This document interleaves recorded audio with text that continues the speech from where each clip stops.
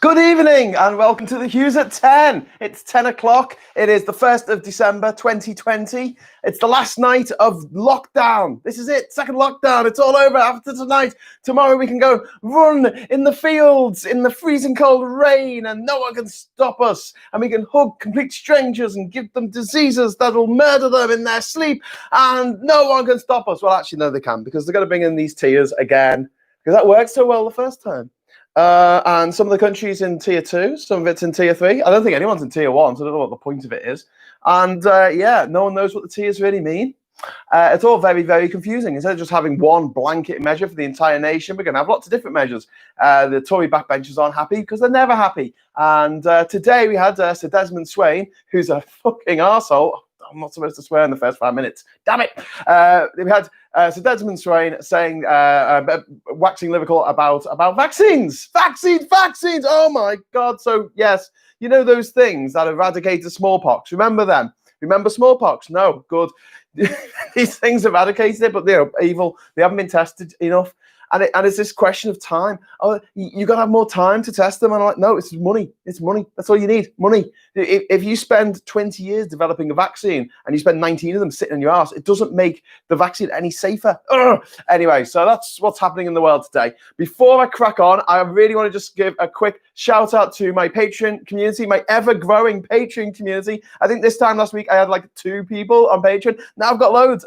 So I just want to say thank you so much to Alex Green, Alexander Morgan, Andrew AB, Attila D6, Betty Biscuits, Chubai, Computer Art, David, Reeve, Daniel Jones, Darren Christensen, Derek Knowles. That's only the first 4 letters of the alphabet. Why is everyone... Okay. And then Jarton, Ran, and Paul Mason. And if anyone else from any who have letters...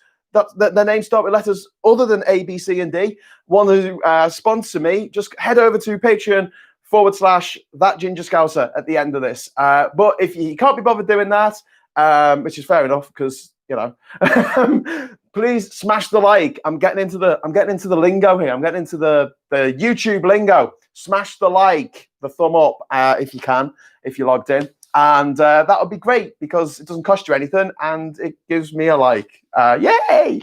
Okay, I'm going to just dive straight into the messages here. Hughes at 10 or Hughes at 2300 CET, Central European Time. Very good, Johan. Hello from Sweden. Hello, hi. I've got David saying hello in Welsh from Salford. So hi to Salford. Evening all. I've got Charlie Lessons saying hi. Niall is here. Hit the like. Yeah. Gazwari saying ciao, but that can also mean goodbye. Maybe he just got here at the beginning and just went, I can't go with this. Ciao. Who else have we got? We got Kabams, Viking from Amsterdam. Hello. We got Stephen. Even all nice to see the same names here on the chat. Sorry I missed the past 2 nights. Wife was demanding attention. My priorities are all wrong. I know.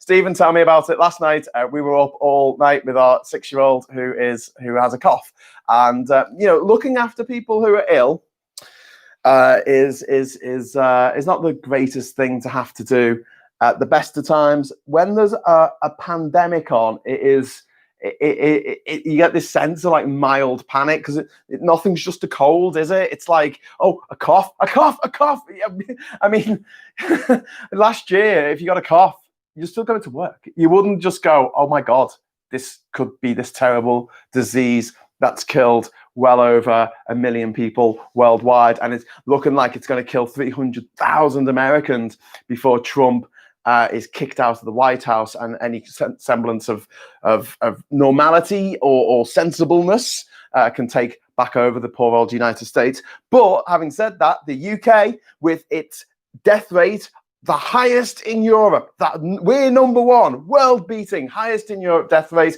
which, according to every Tory MP, is something we feel we're very proud about. And I'm like, what the fuck? That's like a child shitting on their hands and then smearing it all over their face and going, and you're like, okay, I'm sure you're having a great time, but there's literally 70,000 people are dead because of our inept handling of the COVID crisis. Well, not ours personally, not me and the people watching this, you awesome bastards. I'm talking about the people in charge. Anyway, so if I'm a little bit slow tonight, or I'm a little bit sluggish, it's just because I've not had much sleep. But that's all. That's fairly normal for me. Right. What else have we got here? We've got Johan saying lol. Probably right to rend to her. Tend, not rend. Don't rend people. David said, you miss loads. No, I was a bit late tonight. I was faffing about with the lights because I didn't like the fact that there's a bit of a reflection of a light in that corner and it was annoying me, so I kept moving. Oh, it doesn't matter. Oh wow, I haven't seen you in a while. You're looking more distinguished these days. Are you talking about me? I'm not looking distinguished. I'm just losing my hair. That's all. And I at once I'm losing my hair and also needing a haircut at the same time, which is the worst possible look, especially against the white background. I should have really thought about that. Now I've got like hair sticking up. What I need is my mum to come in, right, with and sort of lick her finger and then stick my hair down. There you go. Oh, hair. Right, Stephen. This should take President Chuck some crochet at her head and shut up and put Hughes on 10 instead. Stephen, can't say that. Some respect. Jesus, I don't know. Johan says he could be time the last day and let his VP pardon him. No, he can't, because he can't be pardoned for future crimes. I don't think. He has to show that he's remorseful for what he's done. I don't know if that's just I don't know if it's a rule. I don't know if it's an actual law or whether it's just a bit of niceness that he'll probably ignore because he doesn't do nice, does he? But yeah, he can't be pardoned for stuff he hasn't been like put in jail for. Well, he hasn't been put on trial for. I don't think he can be pardoned for that. Or maybe he can actually, because Nixon was pardoned, wasn't he, by Gerald Ford? But I think that was after the event. So yeah, maybe that's when he was being pursued when he wasn't president anymore. Gerald Ford was the president, and Gerald Ford said, "Right, drop all the charges. I'm pardoning him."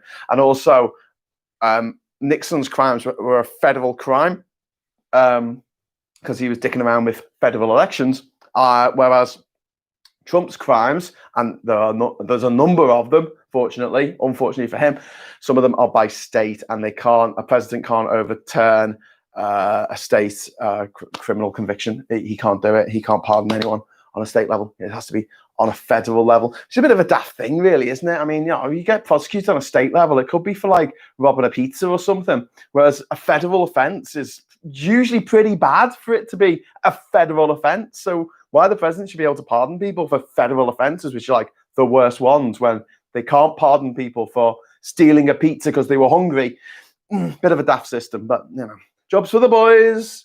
John Barleycorn says, Mail Farage riling up the flag shaggers on Twitter, falsely reporting Barnier has sold Boris the Liar, has said Boris the Liar folded and is keeping us in the ECHR, the European Court of Human Rights. So many arseholes who don't realise human rights are our rights. Yeah, and also a lot of people don't realise that the European Court of Human Rights is not the European Court of Justice. They're two separate things. It's a bit like the Lord Mayor and the Mayor. No, it's not, because they've both got power.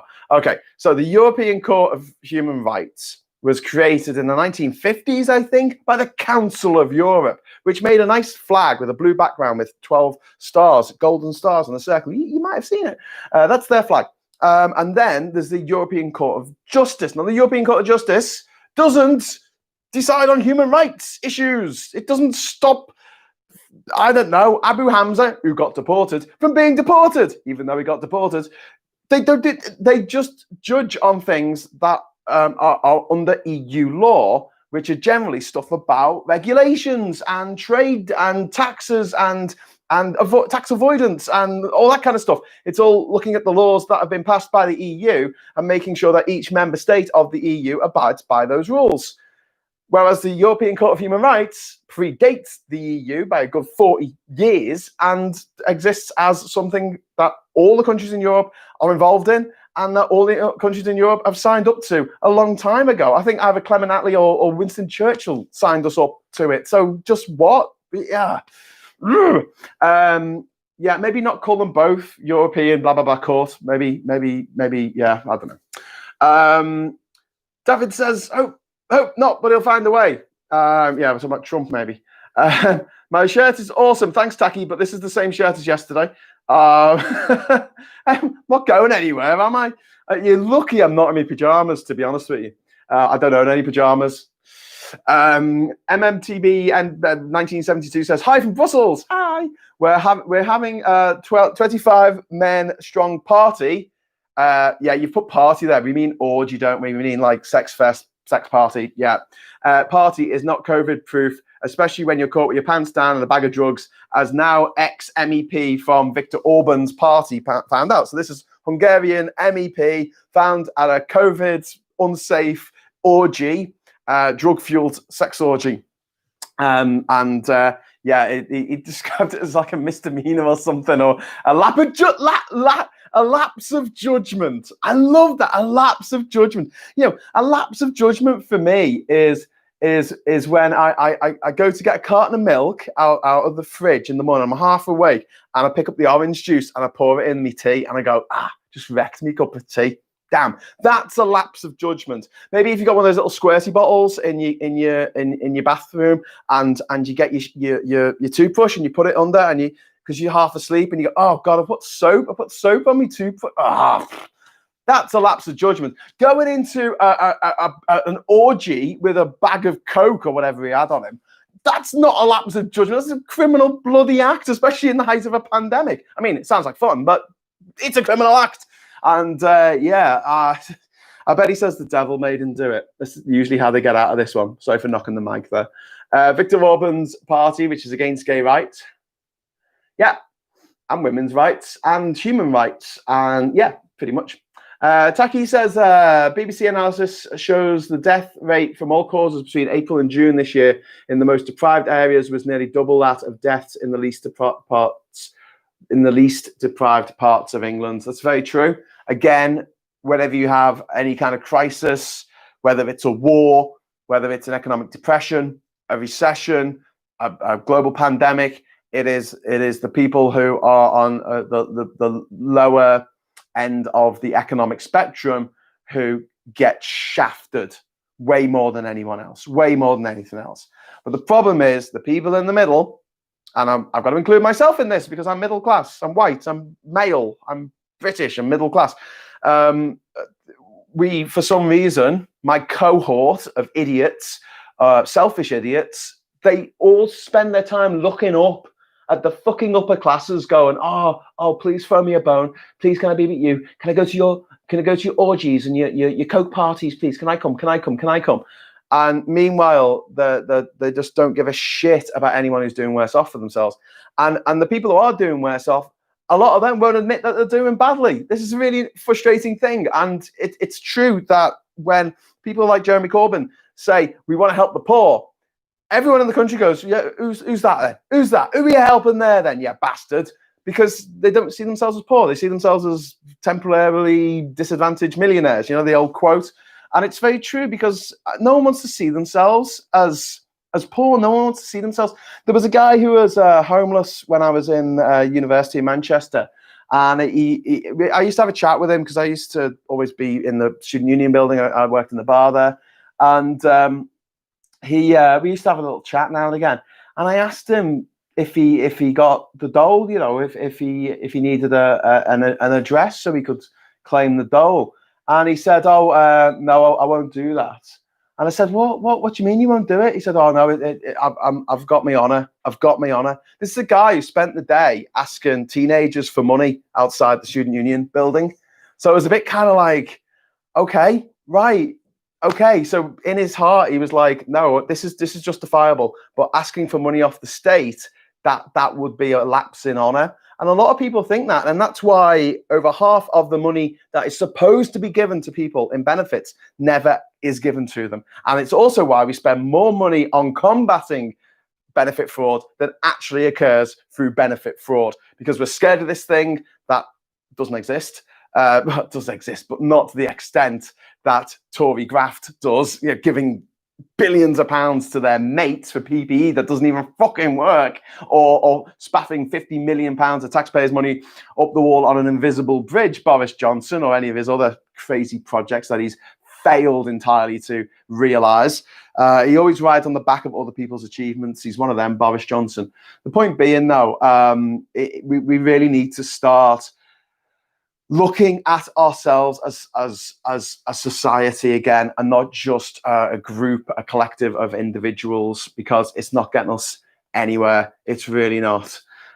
So yeah, it's heartbreaking, and I want things to get better, but they will, because, well, I hope they will, because I'm an optimist, but because of Brexit, they're going to get worse before they get better. And that's something I'm going to talk about in a moment, where the Telegraph did a thing today. I'll come back to the Telegraph. Oh my God, of all papers to run a story about how Brexit's going to shaft everyone, the Telegraph, please. Okay, back to your messages. Feel for your mate. 5-year-old's got a rash, something innocent like all kids get, but as a parent, it's the most worrying thing ever. Hope your 6-year-old is okay. Yeah, thanks, Steve. Yeah, she's fine. She's fine today. She took the day off school, but her sister had to take the day off school as well because COVID. She went for a test, and she hated having the swab put up her nose, and she cried all the way home. Yeah, not great, but hopefully we'll get it back. The thing is, I had COVID 2 months ago. I didn't give it to the rest of I was in Liverpool at the time with my parents, and I stayed there until I was well out the what's it called, infectious period. I was like, I think they said at the beginning of this it was a week, and then they put it up to like 10 days, and they put it up to 2 weeks. Well, I left it 3 weeks, so I just want to be on the safe side. I don't really want to be giving my partner and her kids like COVID, the most deadly disease in the world right now. But yeah, it's we just have to wait for the results now. If we were in Liverpool, we'll get the results in half an hour, because they've sorted it out in Liverpool. But here in Durham, we're just going to have to wait and see. It took me, as many of you know who watched the episode where I was talking about what happened to me with my COVID results, taking about 2 weeks to come through, which is a bit too late when you're trying to deal with a pandemic. Yeah, it hopefully it'll be in the next day or so, because it's a bit rubbish for both girls to be off school. Especially when they're in the Christmas plays and they were getting excited. It was like, this is the time of year where kids like going to school, because there's loads of fun stuff to do this nearly Christmas. Anyway, oh yeah, White Rabbits as well for the new month for December, if you say that for months with an R in. I don't know if you do. Darren says, concerns about long-term side effects from the vaccine because it's new. Seems to forget the virus is also new, and we don't know the long-term effects on the human body, even if you weren't hospitalized. Well, yeah, that's a really good point, because of long COVID. I still haven't got my sense of taste and smell back. No way. I mean, there's certain things, if something has a real big smell to it, like coffee or curry, I can smell it. Tea, still can't smell tea. Cannot smell tea for the life of me. Too much 77. We can't ditch the word Europe just because some Brexiteers have a hissy fit. Yeah, true. Gaz Riley says, sounds like the Brazilian fascist. Yeah. Jesus, Bolsonaro. He's just such bad news. He's the Trump of the Amazon. And the problem is the Amazon is now disappearing at a record rate after years and years of concerted effort to pull back on the deforestation, to look after the lands, to look after the indigenous people who live there. All that stuff's been taken away by Bolsonaro because he just wants his mates to make some money.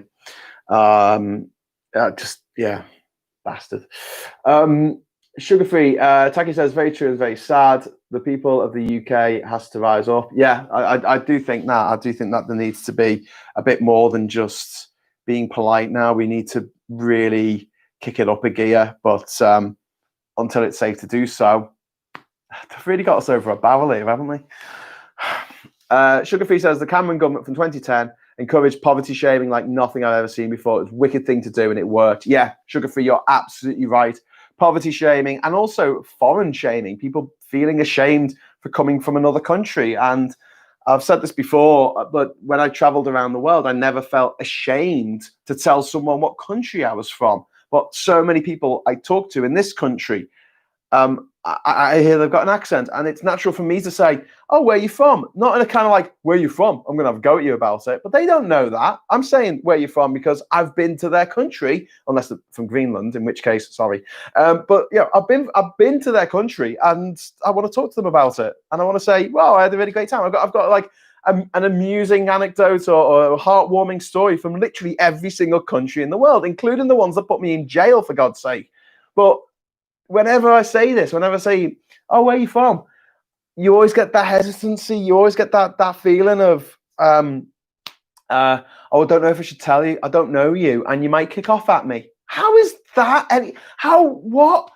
I mean, seriously, that is just like the worst way for us to have made people whose crime was being born, so smashing out their mum in the wrong coordinate of longitude and latitude. Oh, well, you should have been closer to this specific coordinate here. You're not within that circle, so you're obviously a different type of human being, and I don't like you.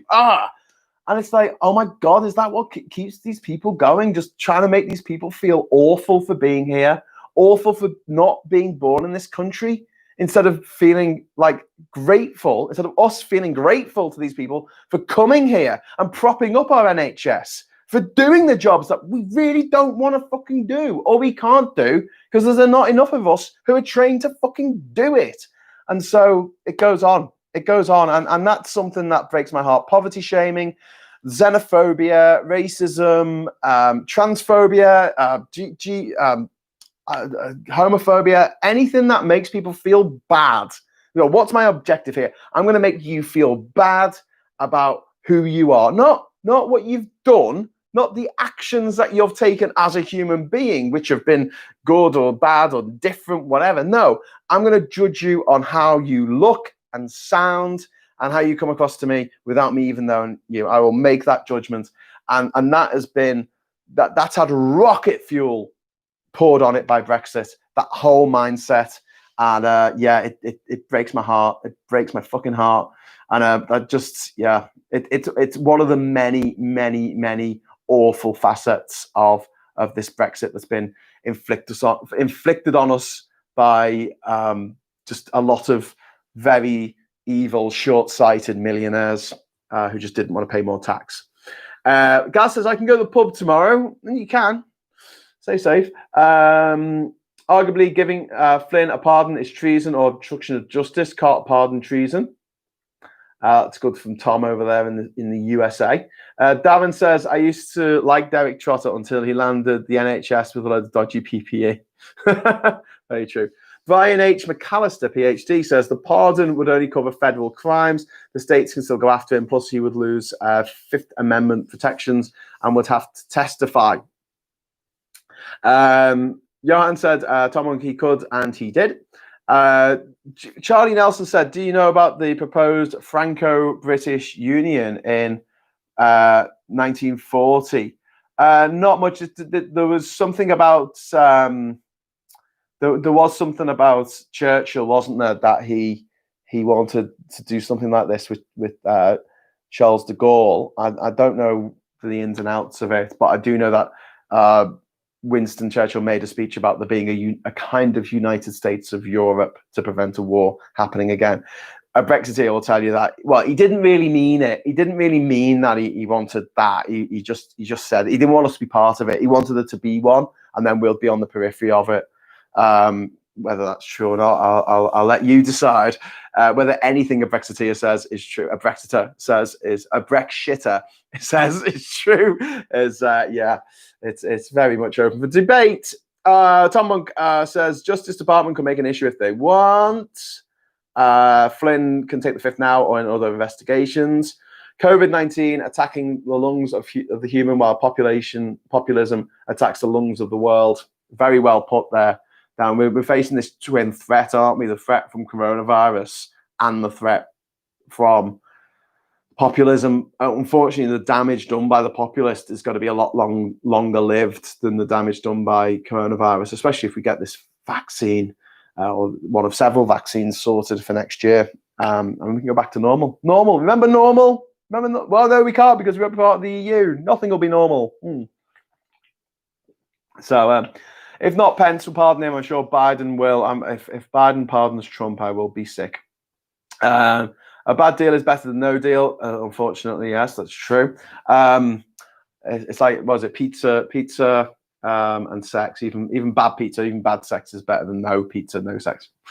Bad deal, better than no deal. Well, it would be, but they've already put it on the government website. Apparently, that the WTO, we're going to WTO rules for cargo handling on January the 1st. So if they're putting that on the official gov.uk website, it's a little bit of a worry. Kevin Hegarty says, "Hi Graham, Ireland came out of our latest restrictions today. It was broadcast on every type media, and then the turnout on the streets, and it was not the rat race to the shop was expected." Okay, fair enough. Sugar Free says the French didn't want Britain in whatever the EU was called when it was first conceived after World War II. Yeah, it was called the European Coal and Steel Union. Oh God, no, I forgot what it's called now. It was coal and steel. It was the coal and steel community. But yes, that was the forerunner to the EEC. Which was the European Economic Community, which became the European Community, which became the European Union in 1992. But the Maastricht Treaty, yeah, I think it was the Treaty of Rome, 1950, was it, when the coal and steel idea between West Germany, France, the Benelux nations, they said let's all work together, and it grew from there. To be honest with you, I feel like de Gaulle had very good reasons. So the French president, Charles de Gaulle, at the time, he blocked the British government tried to get into this union in the 1960s twice, and it failed to get into it on two separate occasions because the French were worried that we would be bad partners. They've been our next door neighbours for thousands of years. I think they know us by now. The French didn't want, the Tories are not held accountable. They'll never change. There's Tacky. Yeah, I agree with that. I think we need to make it very clear that everyone who make it very clear, not in a threatening way, but that everybody who pushed for Brexit, not voted for it, but pushed for it, in the public eye, will be held accountable for what happens, because that will put the fear of God in at least one of them, I think. The rest are too bloody stupid to understand the damage that they've done. The plan to have Britain and France united as one nation. Here's the link. Oh, there you go. That's from Charlie Nelson. That would be interesting, wouldn't it? Darren says, Sugar Free, I'm concerned about my issues with the mRNA, as if there are any issues, the press will lash onto it and confidence in vaccines will be undermined. Well, yeah, the press will latch on to anything that just stirs up fear and resentment, and say, oh, you know, you got to be scared of this, you got to be scared of that, you got to be scared of the other. Except when it comes to Brexit, where they tell people who are actually telling the truth and not sensationalizing it at all, literally saying this is what's going to happen if we leave the EU. That's Project Fear. Stop fear mongering, you big fear mongerers. Grrr. Oh, and climate change. Yeah, you're just fear mongering. Think about the economy. What about the economy?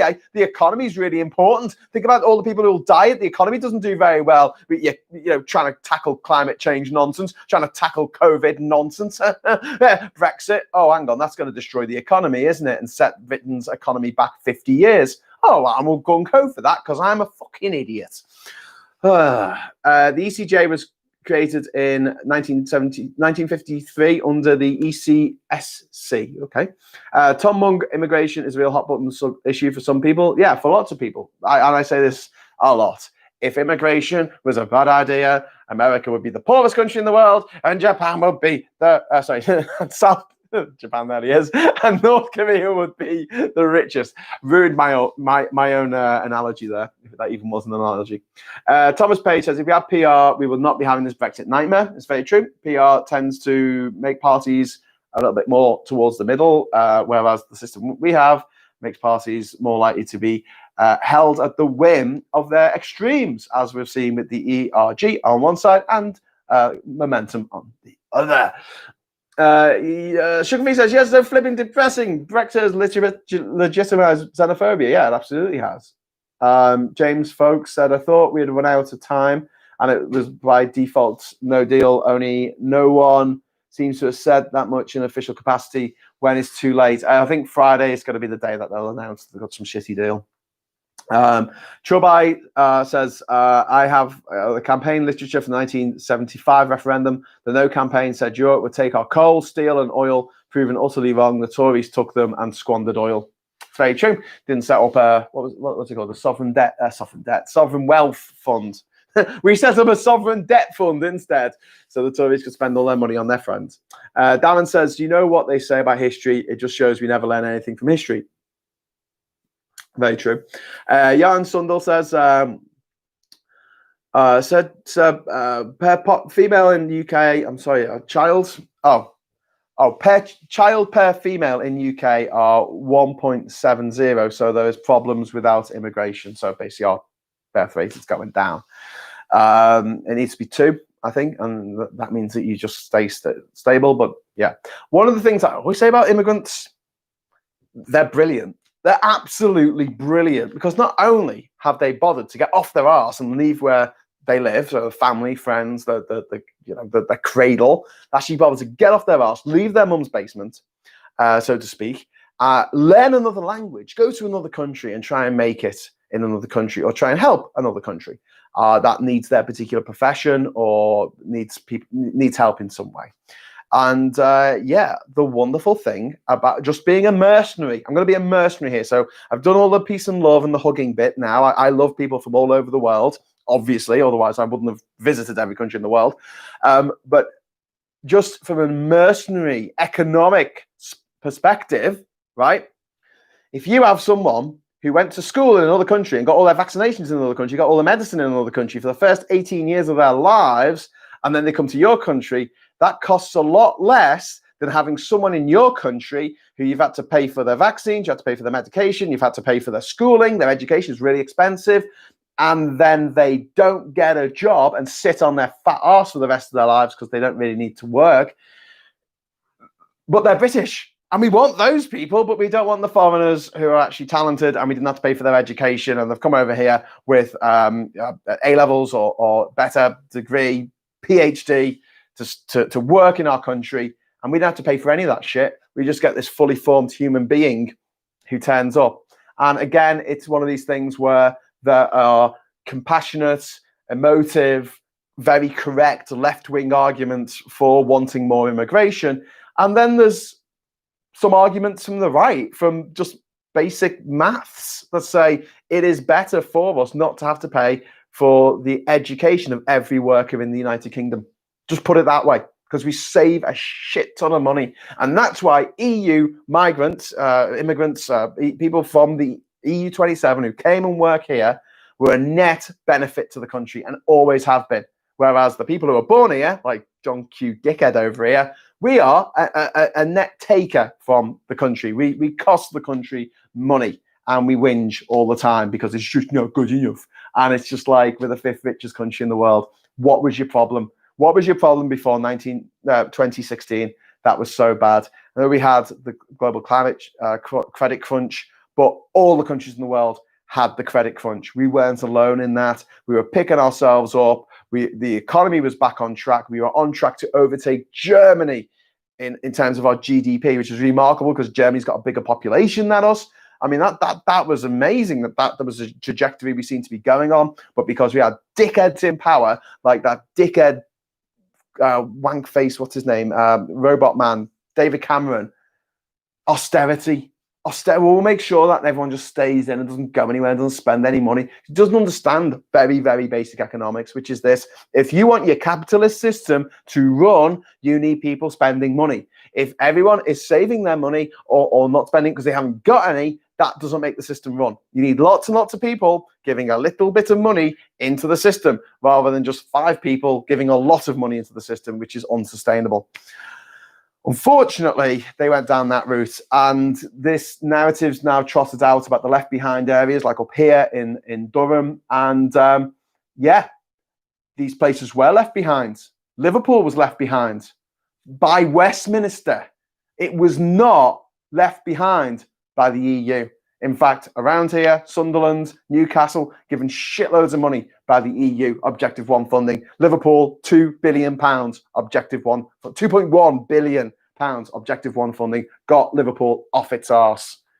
So we weren't left behind by Europe. We were left behind by the fucking Tories. But then they blamed it on Europe and said, look at all these European people coming over here, taking your jobs and your benefits at the same time, even though they weren't allowed to do that. If you were from another country and you were on benefits, you could take benefits from your country and you could pick them up here. Yeah, but we didn't pay them. We didn't pay those benefits to you. It didn't work like that because we were all in the EU. And yeah, oh God, trying to get this through to people. It was like, I actually had a guy on the phone when I was talking about trying to get some carer's allowance to look after my dad. Carer's allowance. Talking about how much? £62 a week. Just a little bit of pocket money for me to look after me dad. I'd be at my parents' house, so I wouldn't be paying rent. Wouldn't be paying a mortgage or anything like that. So and I wouldn't be going out very much because I'd be looking after my dad. And they made me wait 6 months. 6 months they made me wait, and then they said no because I'd spent too long out of the country before I put in my application. And this is going to trip up people in the next couple of years because they're going to say, oh, well, I was in the EU. And oh, well, you're out the country. You're out the country. You can't have that particular benefit. It might be PIP or it might be carer's allowance or it might be something else. The like to say is, I wasn't working out the country, by the way. I was just out of the country. It doesn't matter. I was out the EU, and that area is going to shrink down now to Great Britain and just be Great Britain on its own, which is maddening and unfortunate and very, very sad for everyone who's going to have to live through this shit. Universal basic income. Universal basic income. I can't say this enough. I could just do an hour-long video, if you like, of me just saying universal basic income again and again, because it is the only way this is going to end. It's like we're at war, and we've been at war for 2,000 years, and we've just been lobbing grenades at each other for 2,000 years, and we have an unlimited supply of grenades, and we have an unlimited supply of soldiers. The only way we're going to stop this is by sitting down and going, right, we need to have a sensible solution to this problem. The problem is the capitalist system left on its own doesn't accommodate for everybody in the system. And if you don't accommodate for everyone, then you run into social problems, crime, destitution, women who are feeling like they can't leave the house where they live with an abusive partner because they're fearful of living on the streets. Where will they go with their kids if they run away? There's no safety net. There's no support there. Even if you just want to be a bit more mercenary about this, setting up a business, okay? Where's the safety net for setting up a business if you're from a deprived area? You make it once or you don't make it. If your first business goes bankrupt or you owe your creditors a load of debt, then you're in trouble. You're in the shit there. And you're going to have to pay for it. And you're not going to start another business. You might end up on the street. You might lose everything that you've got. I know there's protections like limited liability and all that, but at the end of the day, a lot of people lose a lot of money when their businesses go bump. If you're rich, if you're born rich, if you've got mates who have got money, that's not a problem. That's not going to hold you back. And they wonder why so many young people get into drug dealing. Oh, why wouldn't you? It's like the most profitable way of making a shitload of money with the minimum amount of risk. It's not like you're robbing banks. It's not like you're an art thief or something. You just got a little bag of something. You give it to someone. They give you a £20 note and you walk off. It's like the easiest crime in the world to commit. So legalize drugs, right? Get universal basic income, get proportional representation so everyone feels represented. And even the people you would have to pull kicking and screaming into this new world will look at it once you're there, like they did with the NHS, and go, oh, I don't know how we ever lived without this. Or the internet. I don't know how we ever lived without this. How did we communicate? What, you just used to meet people on a corner? Bloody hell, that was mad. Anyway, so those are the generation who knew that after 6 p.m, the payphones only cost 10p for an hour. This goes out to you. Right, Cornwall got loads of money and infrastructure from the EU and voted to leave. Yeah, so did Wales. Alexander Morgan, that was sugar-free, by the way. Alexander Morgan says, same as South Wales, voted to leave and had a lot of investments, infrastructure from EU. So many UK folk moved to and works in the UK. How could Brexiteers moan?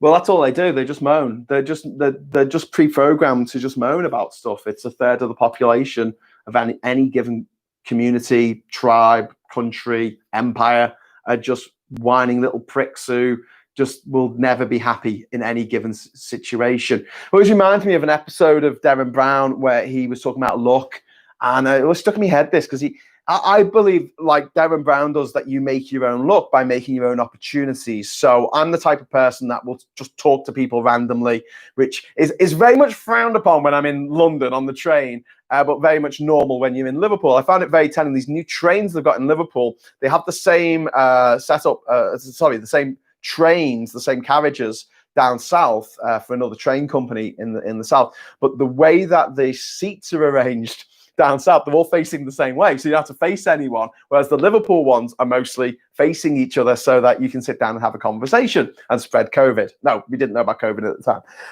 but yeah, I found that very interesting, that the sort of the way Scousers sort of see the world is like that person could be a potential friend, whereas a lot of people from other places around the UK see someone and go, that person could be a potential threat. And that's the first thing they think. If someone smiles at you, in Liverpool, you generally think, oh, friendly person. Whereas someone smiles at you in London, it's kind of like, it is a bit creepy because people don't. So it just becomes part of the atmosphere down there. If someone smiles at you, it's like, have I got something wrong? Have I got something on my face? Are you going to kill me? Are you a serial killer? Why are you smiling? I'm so scared now. And yeah, that's massively unfortunate. But yeah, there is this proportion of people who believe that they are inherently unlucky. And the people on this show, on this Derren Brown special, he went to a village and he wanted to find the people who thought of themselves as unlucky. And he put them in the same situations as people who thought they were lucky. So it was stuff like, there was a guy with a car and he needed his tire changing or something. He said, can you give me a hand with this? All the people who saw themselves as unlucky went, no, I'm too busy, and kept walking. The people who saw themselves as lucky stopped and said, yeah, sure, I'll help you out, And it turned out the guy who was who needed his tire changed was like a secret millionaire or something. It was like, oh, thank you very much. I'll write you a check for £1 million for helping me out. And then there was another one where it was a cafe, and they were told to go in and get something to eat and sit down and eat it. And all the unlucky people, one by one, they did this, and they'll go in, they'll see this one chair, but they'll have to sit at a table with somebody else. And instead of saying, is it all right if I sit here? Because they obviously saw the other person as a threat, I don't know, they thought, no, I'm far too embarrassed about this. And they either ate it at the council or they went outside to eat it. Whereas the lucky people, or the people who saw themselves as lucky, they came in and they saw there was a space, and they said, it's all right, sit here. And they're like, yeah, sure. I sat down and started talking to the guy. And he turns out he's a businessman, and he's looking for a business partner in obviously they've set it up so it was whatever industry that person who sat down next to him was in. But it was just trying to show that the more you put yourself out there, the more luck you will have. And the guy who was the most unlucky person in the village was, I think he was the butcher.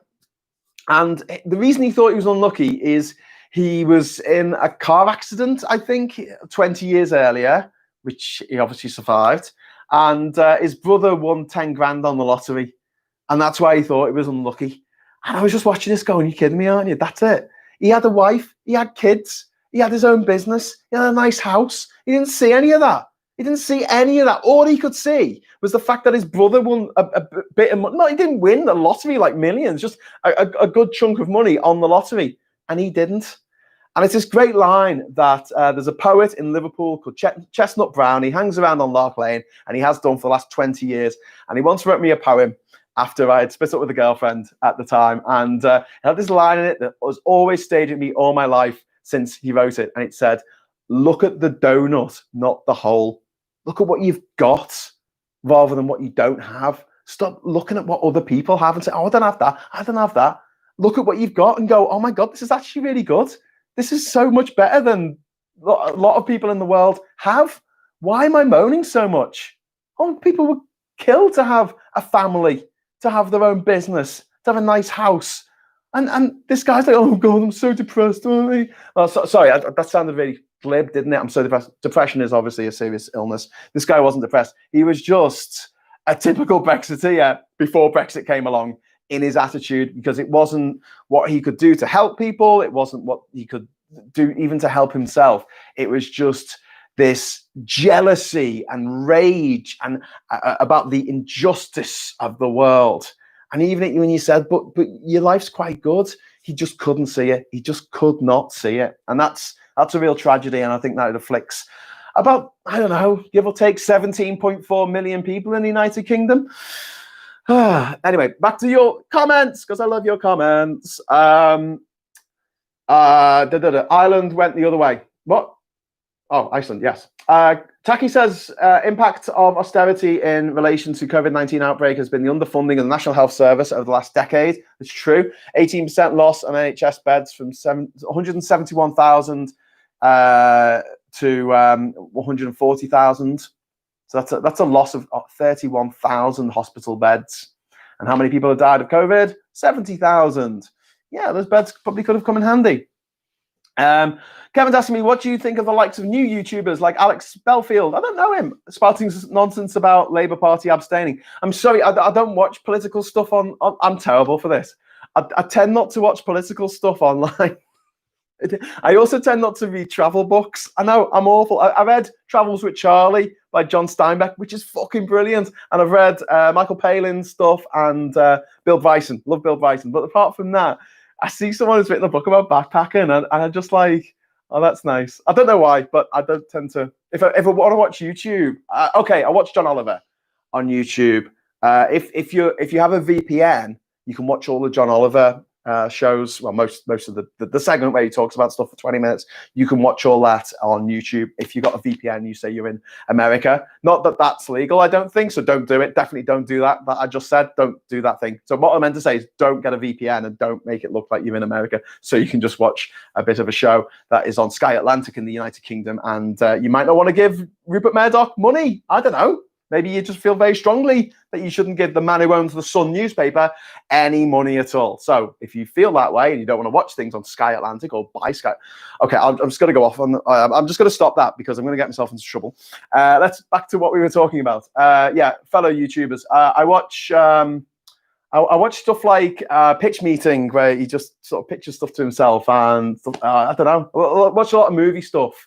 I watch a lot of stuff about Lord of the Rings and Star Wars and Game of Thrones, which obviously broke my heart last year when it ended in such a terrible, terrible way. One trope that I fucking hate in films. I'm sorry, I'm just going to have a little bit of a rant about this, right? So many films do this Doctor Who ending, and it's so annoying. And what it is, it dates back it wasn't Peter Cushing in a Doctor Who movie, wasn't he? Back in the 1960s. And the Daleks ran on these metal plates. And he went, oh, the Daleks have taken over the Earth. We need to stop them. And so the way they stop them, they pull a big lever, and the electricity on the metal plates goes off, and all the Daleks stop. I pulled the lever. All the bad guys have gone away. And then even in Doctor Who, they keep doing this. There was an episode in the David Tennant years where it was a Cybermen had attacked and the Daleks had attacked. And he literally pulled the lever and a big hole appeared and they all got sucked into it. And it was just like, okay, I don't think, okay, if you say so. And then in Lord of the Rings, when at the end where the cave troll comes out, or well, it's the mouth of Sauron, isn't it? And then they changed it in different versions. But yeah, Sauron basically dies, his tower falls, and then the ground opens up and kills all the orcs. It's like, how did the ground know to do that in that exact area to take out all of the other things that were there? And then to have Game of Thrones have an ending where they killed the big bad and all of his lieutenants and all of his army of undead went, oh, I'll just deactivate now. Ooh, the shittest way to end anything next to he woke up and it was all a dream. I'm looking at you, Christopher Nolan, Inception. No, I know that was a joke in it was a joke in the film, but yeah, seriously, it was all just a dream. Well, we pull a lever and all the baddies go away. All the baddies go away. I didn't want that.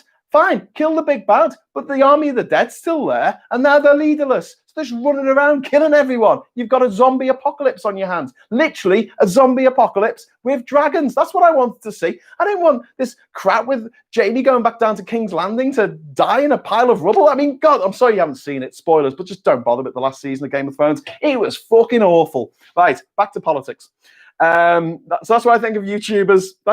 Thanks for that, Kevin. Sugar Free says, in 2013, Osborne added the estimated proceeds of the illegal drugs trade to the GDP figures to try and prevent the loss of the UK's AAA credit rating. Is that why they did that? That's really interesting. I've heard about that, but I didn't know why they did it. Stephen, you need to be PM. All society's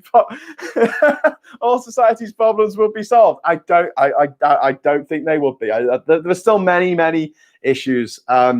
One thing that we could do, and if anyone's watching this and wants to get in touch with me to figure out a way of doing this, we need to, once this is over, need to sit down with Steve Rotherham and Andy Burnham, the respective metro mayors of Manchester and Liverpool. We say, right, let's work with industry in order to set up the carbon natural challenge, because the C natural challenge, that's a note in music. It means when it was a sharp or a flat, it becomes a natural. Sorry, I'm music explaining.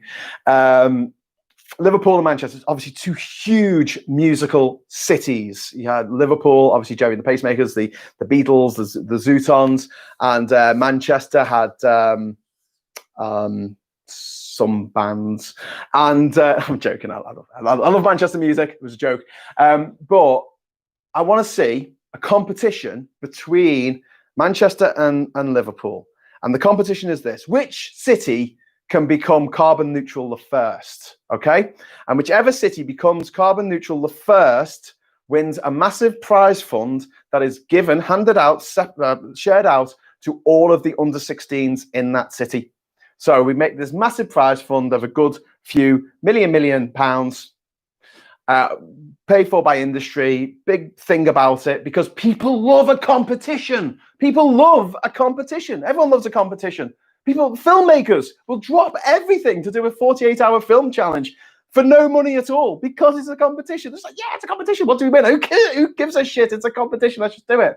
And what would be good about this is something that I spoke about the other day, where I said the only time that humans get together in these movies is when aliens attack. But with climate change, it's something that we could actually all do something about.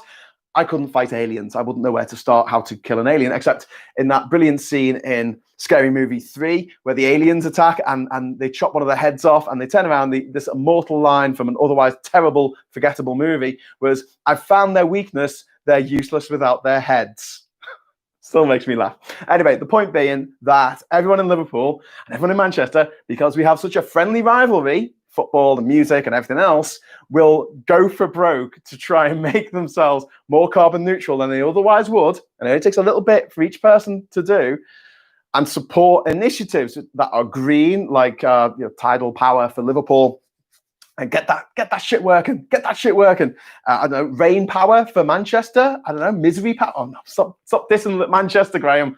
Manchester's awesome. Yes, I lived there for many years. So am I allowed to diss it? No, I'm probably still not. But yeah, the point is, I think there'll be someone just like me in Manchester saying, "No, I'm not letting the Scousers get away with this." That's a terrible Manc accent. I'll never do that again.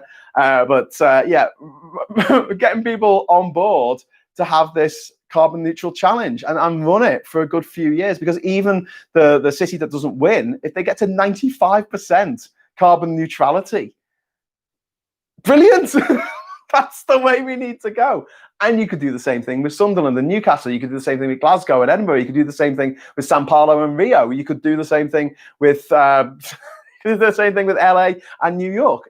You could take that concept all over the world, twin up cities and say, right, there's a prize in this for the city's children. So you're not doing it for yourselves, you're doing it for the kids, where we try and make things a bit better. Recycle, get an electric car, use electric car, cycle to work. I don't know, stuff like that. Anyway, but yeah, I need to sit down with the mayors of Liverpool and Manchester and get this idea to them. But my initial offerings have not been met with any kind of response, which is unusual for politicians. Normally they get back to you straight away. Anyway, the best way to make money is to smuggle people. I'm going to have to go really quick now. Roger King said, Bald and Bankrupt is the best thing on YouTube. I'll have to check that out. Bald and Bankrupt is great, and all his travels and in the ex-Soviet countries is great. Okay, Bald and Bankrupt. I'm going to watch it, I promise. A friend of mine who is in the doctor's record says he is of low intelligence once said that most people's problems come down to jealousy. It was one of those light bulb moments. Prove him wrong. Yeah, it does. It does. It comes down to jealousy, which is really sad. I wish it wasn't the case, but it really is, and it's that thing that people are just never happy. There's always the grass is greener on the other side. That's why so many people cheat on their partners and have affairs and go off and do mad shit. It's because they think that they're going to get something better. I mean, Brexit itself is basically a big midlife crisis that Britain has decided to take on for itself, and it's going to end in similar tragedy.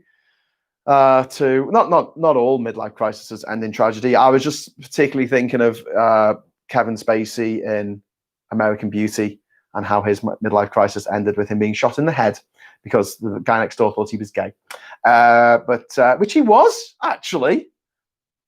Yeah. Anyway, Gaz Riley saying Liverpool's been trying to do that for years. Yes. Well, you talk about the green thing or killing Thatcher. Lol. 2021 alien attacks as well. I thought we had it bad already. No, aliens are going to come. It's okay. It's fine. If aliens are smart enough to be able to get to Earth, they will know better than to come to Earth. But at the moment, maybe in 100 years. Yes, I consider myself a realist. This is from Pater C. Paul. Yes, I consider myself a realist. It's why I also remain as consistently use the word Brexit and unicorns in the same sentence. Stephen said, I found their weakness. They're useless without their fiction blue passports.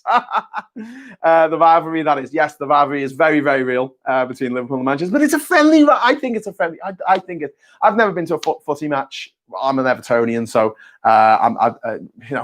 there's not much trouble at our games. But I've never been to a football match against Man City or Man United where there's been a kick-off at all. So maybe I've not seen it.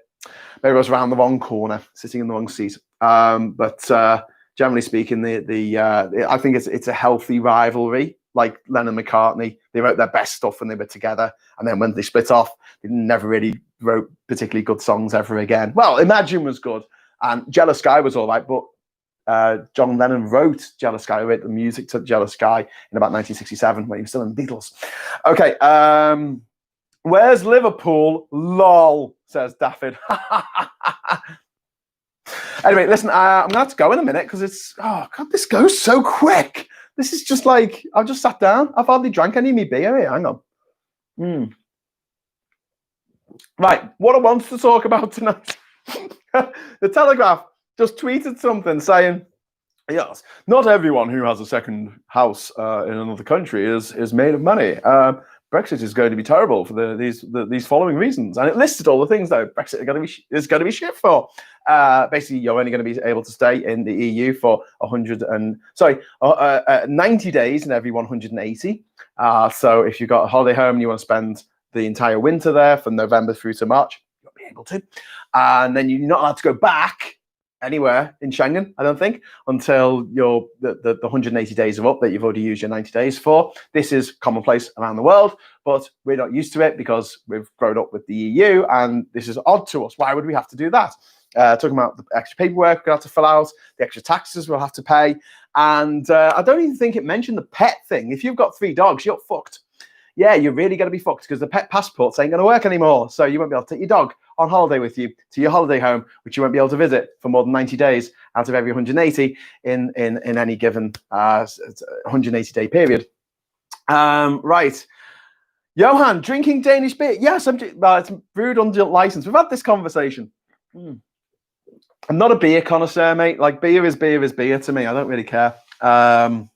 As long as it's wet and cold and I can just drink it. So, because really, think about it. What else can you sort of just have a big can of? If that was Coca-Cola, I'd just be like, I'd feel my teeth would be getting fairy with all the sugar in it.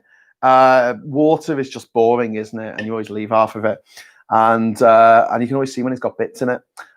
Fizzy water's all right, but I reckon if it sat here and drank a can of fizzy water, it would probably go flat before I finished it, and I'll probably need to go to the toilet before I finish the video. So yeah, beer it is. Beer o'clock. Adrian Wilson says, not everyone who owns a second home voted to end their own EU membership rights. Others did, fully supported relentlessly by the likes of the Telegraph and the Daily Mail. Absolutely.